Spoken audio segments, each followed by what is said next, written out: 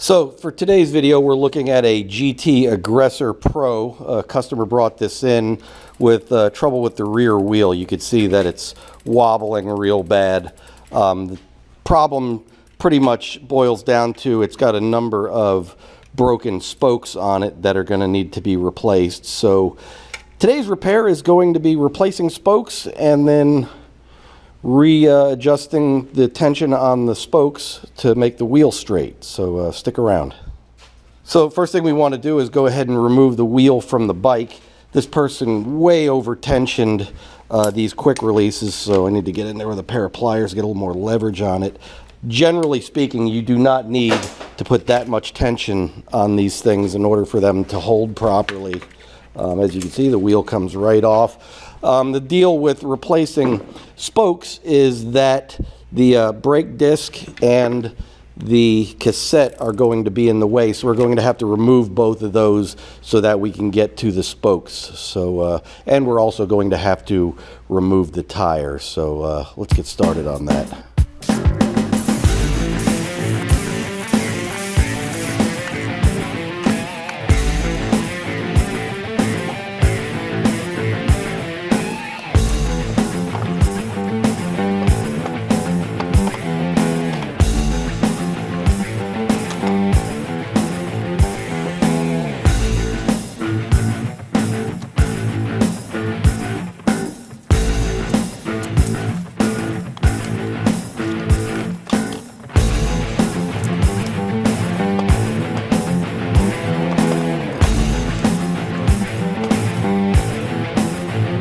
As I'm removing the spokes, these spokes were way over tightened. So there's actually two things that cause this. Is number one, somebody way over tightened the spokes, which will cause them to break, as well as it looks like the chain skipped off between the sprocket and the spokes and took some gashes out of them. So there was actually two causes for this, because I'm noticing also that there are broken spokes on the opposite side of the wheel. So that's a pretty good sign that this is not just happening on one side of the wheel. If it was just on the side where the sprockets are, then you could narrow it down to that. But in this case, it actually was two things that caused it.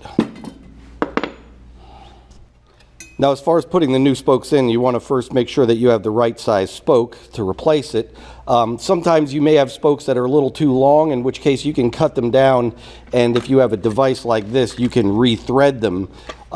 This is not something that most people have kicking around the house, so odds are you're probably going to have to take one good spoke to a bicycle shop and have them match it up to the proper size so that you get the correct size spokes to put back on there.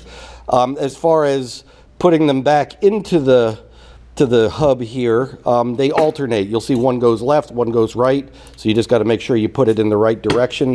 And sometimes you have to sort of bend it around the other spokes to get it to sit right inside of the wheel.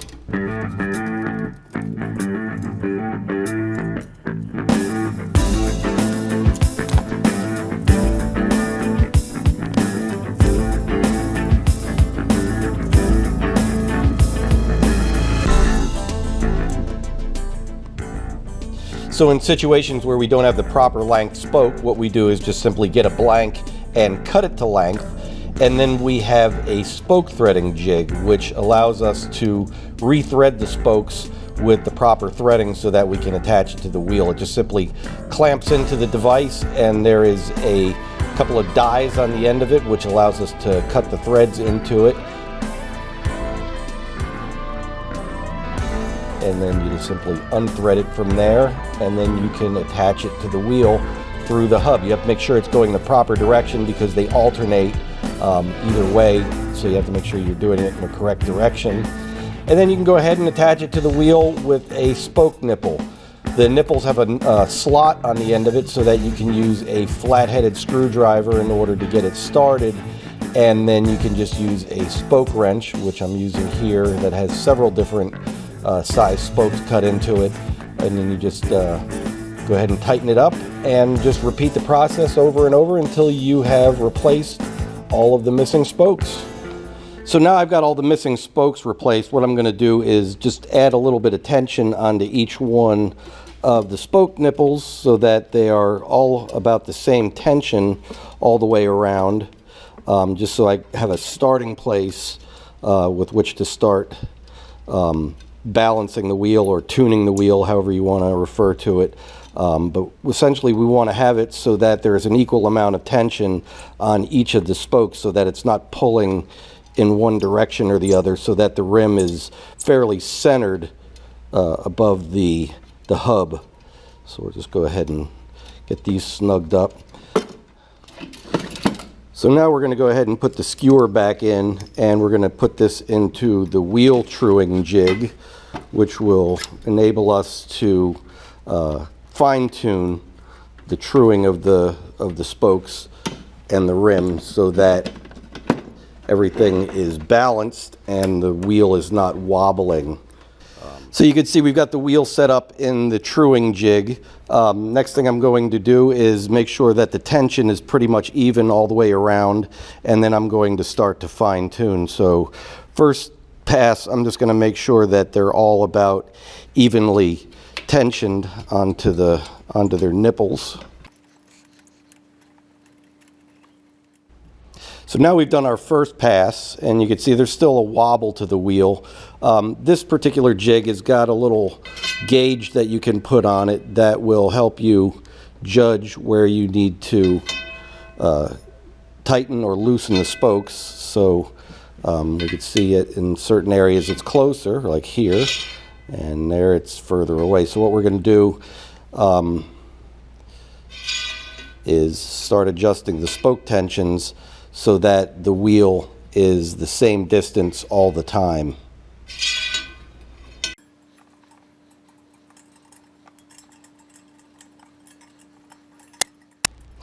What I like to do with adjusting the tension on the spokes is not just tighten them in order to get the desired effect. I like to tighten and loosen the ones adjacent to it. That way you're not just tightening them down. If you're just doing this by tightening the spokes, you run the risk of over tightening them and then snapping the spokes, which I think is what happened in the case of this particular bike. You'll notice that the spokes are alternating left and right. So if you want to pull the rim to the left, you want to tighten the spokes on that side and loosen the spokes on the opposite side, and vice versa for if you want it to go to the right. So if, in this case, let's see, you can see here it's touching the gauge in this area. So what we're going to do, let's see where it stops, right about here. So starting right about here, what we're going to do is we're going to give all of the spokes that are pulling it to the left, I'm going to give them about a half a turn to add a little bit of tension, and on the alternating spokes I'm going to loosen them about half a turn. So we'll do it by doing this.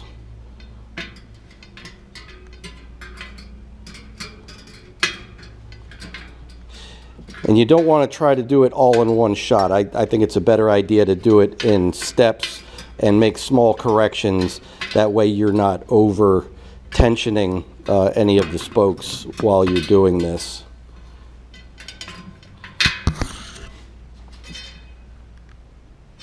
So it's touching right there, if you could see. So what we're going to do in this section here, we're going to add about a half a turn from about here to here. So we want to pull it to the left. So starting with this spoke, we're going to loosen it about a quarter of a turn. And on the opposite ones, we are going to tighten it. And just alternate like that throughout the area that we want to manipulate. This side we want to get a little more tension. And sometimes you could just sort of rock the wheel in the area where you're trying to move it and get an idea for how much tension you need to add. So we're loosening this side.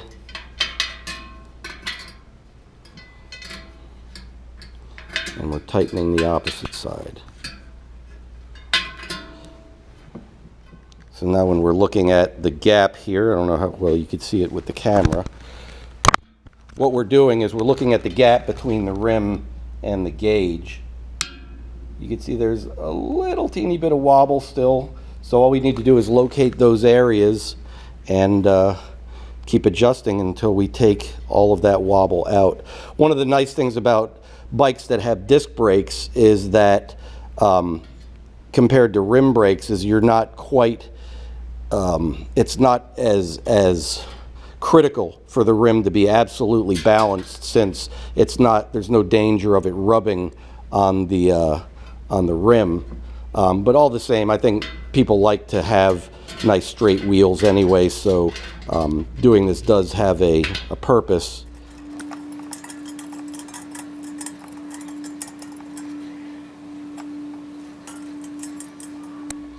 So we got one more little wobble here. We're just going to make a few more adjustments, and I think we just about got it.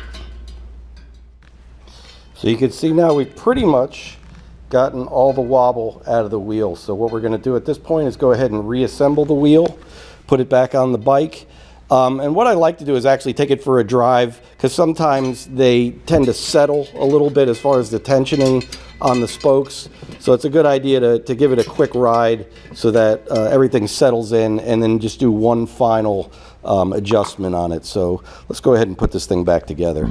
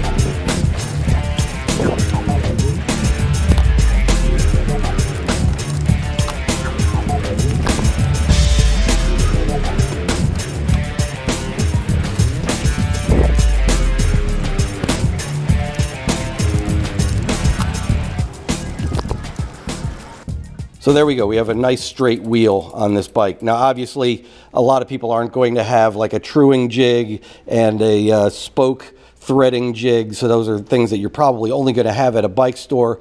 But this is something you can potentially do at home.